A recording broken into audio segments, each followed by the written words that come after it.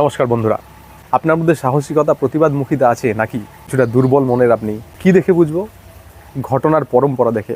এক, চোখের সামনে ঘটে যাওয়া কোনো ঘটনা যেটা নিজের সঙ্গে ঘটেনি সেটা দেখে যদি চুপ করে থাকি, প্রতিবাদ না করি, প্রতিরোধ না করি, তাহলে বুঝতে হবে নিশ্চিত রূপেই নিজের মনে মনে আমরা একটুখানি দুর্বল।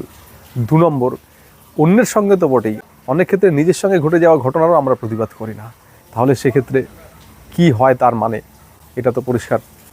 3 নম্বর, ঘটনাটা কি ঘটলো তার উপরে নয়, কে ঘটালো তার উপরে যদি আমাদের প্রতিবাদমুখিতা নির্ভর করে, তাহলে আমরা বুঝতে পারবো যে আমরা সাহসী নই, প্রতিবাদী নই। 4, পাড়াতে, বাড়িতে বা স্থানীয় কোনো কমফোর্ট জোনের জায়গায় যদি আমরা ঘটনার প্রতিবাদ করি এবং অন্যত্র আমার অপরিচিত জায়গায় সেখানে যদি চোখ বুজে চলে আসি, তাহলেও বুঝতে হবে যে আমার মধ্যে দুর্বল মানসিকতা আছে। ভালো থাকবেন।